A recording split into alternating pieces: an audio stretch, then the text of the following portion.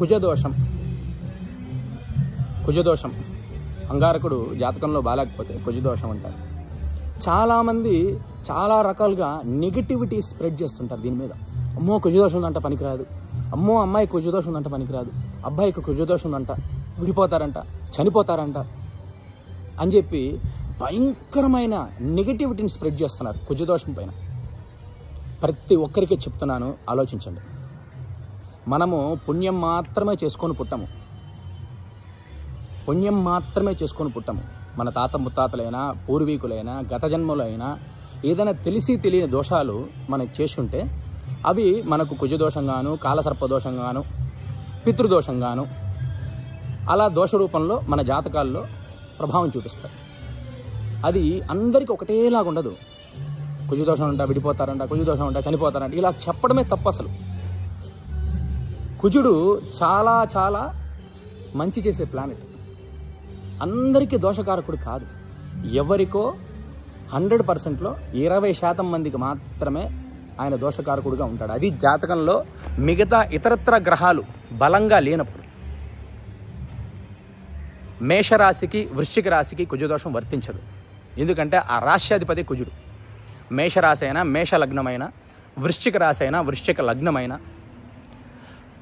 ఆ రాశికి అధిపతి కుజుడు. ఆయన దోషకారకుడు కాదు. అలాగే సింహరాశికి కుజదోషం వర్తించదు. ఎందుకంటే సింహరాశి అధిపతి రవి కుజుడు మిత్రులు. సింహరాశి జాతకులకి కుజదోషం వర్తించదు.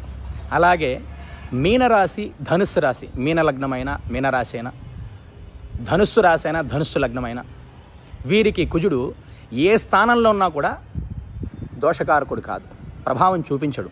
2, 4, 6, 8, 12 స్థానాల్లో కుజుడు ఉంటే దోషం అంటారు. ముఖ్యంగా ఈ స్థానాల్లో కుజుడు ఉంటే కుజదోషం అంటారు. ఇప్పుడు నేను చెప్పిన మేషరాశి, వృశ్చిక రాశి, ధనుస్సు రాశి, మీనరాశి, సింహరాశి జాతకులకి కుజుడు దోషకారకుడు కాదు. అలాగే లగ్నాన్ని గురుడు చూస్తున్న, లగ్నాత్తు గురుడు 5, 7, 9, 11 స్థానాల్లో ఉన్న, పూర్ణచంద్రుడు లగ్నంలో ఉన్న, లగ్నంలో గురుడున్న, పూర్ణచంద్రుడు లగ్నంలో ఉన్న, లగ్నంలో గురుడు అంటే బృహస్పతి ఉన్న, గురువు కానీ శుక్రుడు కానీ లగ్నంలో ఉన్న, లగ్నాత్తు శుక్రుడు 5, 9, 7, 11 స్థానాల్లో ఉన్న కుజదోషం వర్తించదు. ఇది చాలామంది పండితులు ఇవి చూడక, అంటే నేను ఈ మధ్య కాలంలోనే బాగా నెగిటివిటీ స్ప్రెడ్ చేస్తున్నారు. ప్రతి ఒక్కరికి ఉంటుంది.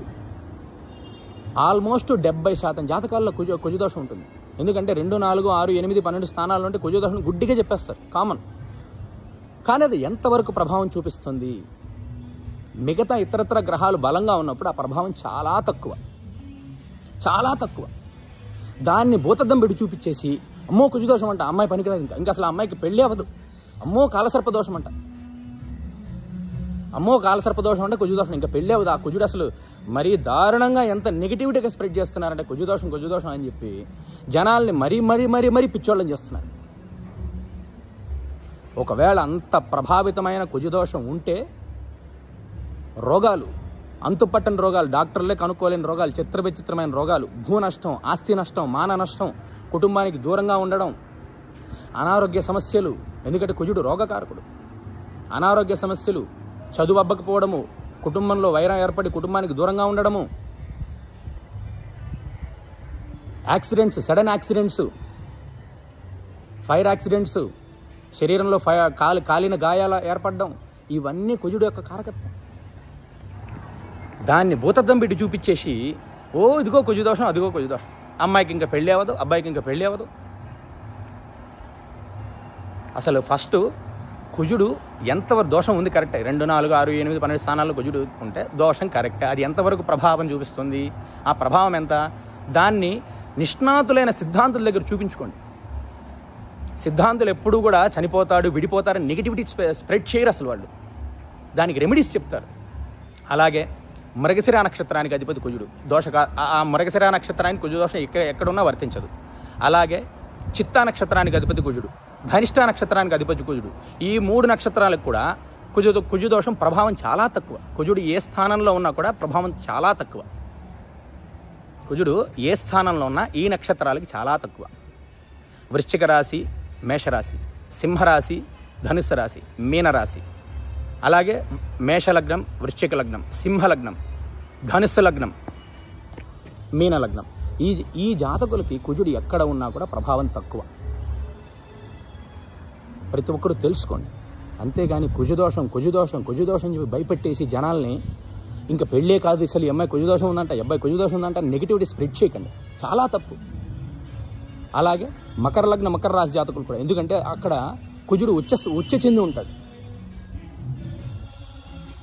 ఆ లగ్న జాతకులకు కూడా కుజదోషం ప్రభావం చాలా తక్కువ. నిష్ణాతులైన సిద్ధాంతుల దగ్గరికి వెళ్ళి చూపించుకోండి. అంతేగాని కుజదోషం భయపెట్టవాకండి, మీరు భయపడవాకండి.